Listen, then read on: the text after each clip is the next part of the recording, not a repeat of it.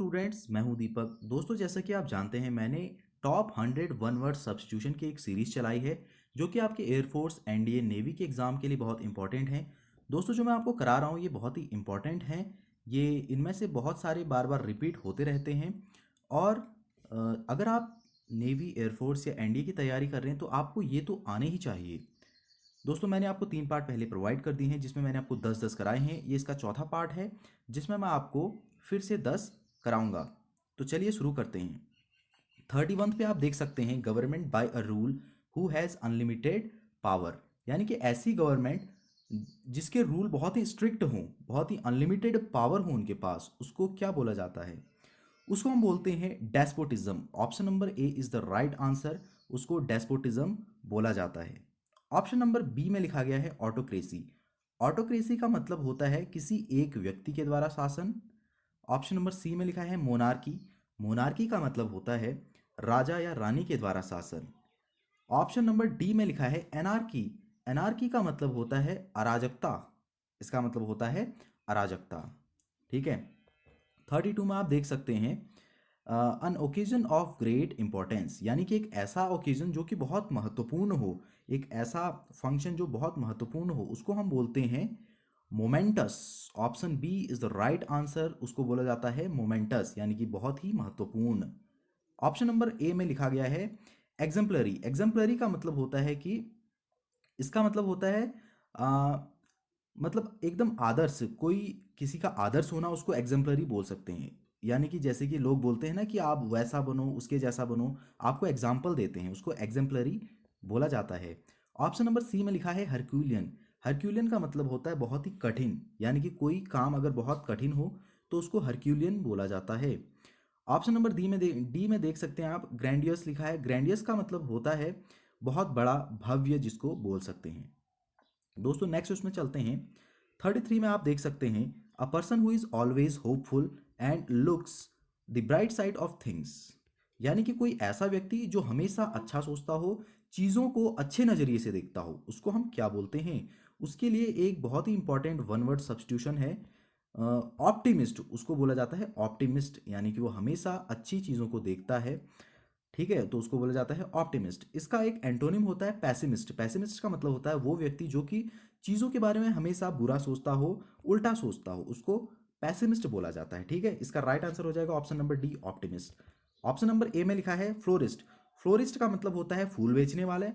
Option number B में लिखा है आर्टिस्ट। आर्टिस्ट का मतलब होता है कलाकार। ऑप्शन नंबर सी में लिखा है थीस्ट। थीस्ट का मतलब होता है जो परमात्मा पे बिलीव करता हो, एकदम आस्था वाला हो। ठीक है। 34th देखते हैं। 34th पे लिखा है प्लेस ऑफ बुरियल। बुरियल का मतलब होता है कि जहां पर डेड बॉडीज को दफनाया जाता है, उस स्थान को बोला जाता है बुरियल। तो यानी कि ये बोल रहा है प्लेस ऑफ बुरियल, यानी कि जहां पर डेड बॉडीज को दफनाया जाता है, उस स्थान को क्या बोला जाता है? हिंदी में तो हमको पता है उसको कब्रिस्तान बोला जाता है, लेकिन इंग्लिश में उसको बोलते हैं cemetery. Option number D is the right answer. Cemetery इसका राइट आंसर होगा। ऑप्शन नंबर ए में आप देख सकते हैं केव। केव का मतलब होता है गुफा। जो जमीन के अंदर गुफाएं बनाई जाती हैं उसको केव बोला जाता है। ऑप्शन नंबर बी में लिखा है चर्च। चर्च का मतलब होता है जो ईसाई होते हैं उनका धार्मिक स्थल को चर्च बोला जाता है। ऑप्शन नंबर सी में लिखा है सेनिगॉग। सेनिगॉग का मतलब होता है जो यहूदी होते हैं, यहूदियों का धार्मिक स्थल को सेनिगॉग बोला जाता है। 35th को आप देख सकते हैं, to have a very high opinion of oneself. यानी कि किसी चीज़ पर बहुत ही हाई ओपिनियन होना, पूरा विश्वास होना। ठीक है, उसको बोला जाता है कंसीटेड। पूरी तरह सहमत होना, उसको बोला जाता है conceited. I am totally conceited with you, हम ऐसा बोल सकते हैं। ठीक है। ऑप्शन नंबर ए में आप देख सकते हैं एग्जेगरेशन। एग्जेगरेशन का मतलब होता है कोई भी बात को बढ़ा चढ़ाकर बोलना, मसाला लगा के बोलना, उसका बोलते हैं एग्जेगरेशन।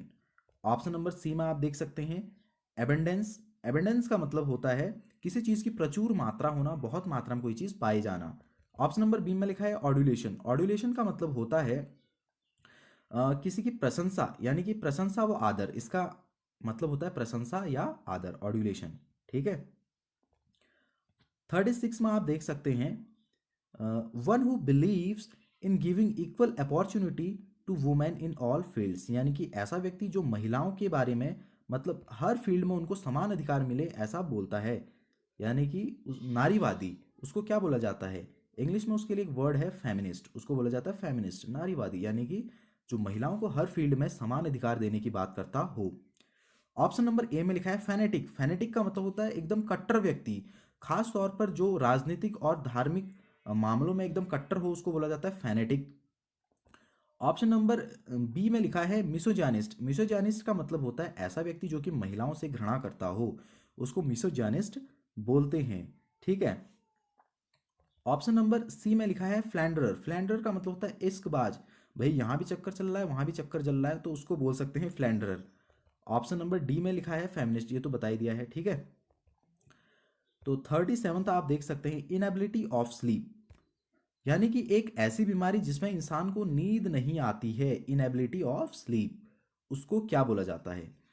दोस्तों उसको बोला जाता है insomnia. Option B is the right answer. Insomnia का मतलब होता है ऐसी बीमारी जिसमें इंसान को नींद नहीं आती है। हाइस्टेरिया। हाइस्टेरिया का मतलब होता है मतलब भावनाओं में नियंत्रण खो बैठता है, वो इंसान जो अपनी भावनाओं में नियंत्रण खो बैठता है उसको बोला जाता है हाइस्टेरिया। ऐसी बीमारी को बोलते हैं हाइस्टेरिया। ऑप्शन नंबर सी में लिखा है अफेसिया। अफेसिया का मतलब होता है दोस्तों, इसका मतलब होता है कि दिमाग की वो बीमारी जिसमें इंसान सोचने समझने की शक्ति को खो देता है। ऑप्शन नंबर डी में लिखा है एमनेसिया। एमनेसिया का मतलब होता है ऐसी बीमारी जो कि भूलने की बीमारी हो, जैसे कि आप देखो गजनी मूवी में वो सब कुछ भूल जाता है ना, ऐसी बीमारी को बोलते हैं एमनेशिया। 38th वाला देखते हैं। 38th में लिखा है one who is given to pleasure of the flesh, यानी कि ऐसा व्यक्ति जो कि खाने पीने से बहुत प्रेम करता हो उसको क्या बोला जाता है? उसको बोला जाता है एपिक्यूरियन। उसके लिए एक वन वर्ड सब्स्टिट्यूशन है जिसको हम बोलते हैं एपिक्यूरियन। ठीक है। ऑप्शन नंबर ए में लिखा गया है टेरेस्ट्रियन। टेरेस्ट्रियन का मतलब होता है ऐसा मतलब ऐसी चीज जो कि स्थलीय हो, जो कि भूमि पर रहती हो, उसको टेरेस्ट्रियन बोलते हैं। ठीक है। ऑप्शन नंबर सी में लिखा है सेलेस्टियल। सेलेस्टियल का मतलब जो आकाशीय चीज हो उसको बोला जाता है सेलेस्टियल। ऑप्शन नंबर डी में लिखा है पेडेस्ट्रियन। पेडेस्ट्रियन का मतलब होता है ऐसा व्यक्ति जो कि पैदल चल रहा हो, पथ यात्री जिसको बोल सकते हैं हम। 39th वाला देख सकते हैं आप अ टैंक वेयर फिश और वाटर प्लांट्स आर केप्ट, यानी कि ऐसा टैंक जिसमें मछलियां और यानी कि कुछ प्लांट्स रखे होते हैं। आपने घरों में देखा होगा कि ऐसा एक टैंक रखा होता है जिसमें मछलियां तैरती रहती हैं और पेड़ पौधे भी छोटे छोटे होते हैं उसके अंदर, उसको बोला जाता है aquarium. Option number A is the right answer, aquarium. Option number B में लिखा है सैनिटोरियम। सैनिटोरियम का मतलब होता है आरोग्य स्थल, हॉस्पिटल आप जिसको बोल सकते हैं जहां पर मरीजों को रखा जाता है। ऑप्शन नंबर सी में लिखा है नर्सरी। नर्सरी का मतलब होता है जहां पेड़ पौधे रखे जाते हैं। ऑप्शन नंबर डी में लिखा है एवियरी। एवियरी का मतलब होता है पक्षीशाला, जहां पर पक्षियों को रखा जाता है। 40 में लिखा गया है a person who never takes alcoholic drinks, यानी कि ऐसा व्यक्ति जो कि कभी भी अल्कोहल नहीं लेता है उसको बोलते हैं टीटोटेलर। ठीक है। टीटोटेलर उसको बोला जाता है। ऑप्शन बी में लिखा है अल्कोहलिक। अल्कोहलिक का मतलब होता है नशा करने वाला, यानी कि दारूबाज जो होता है उसको अल्कोहलिक बोला जाता है। एडिक्ट का मतलब होता है बुरी आदत लग जाना, लत लग जाना, उसको बोलते हैं एडिक्ट।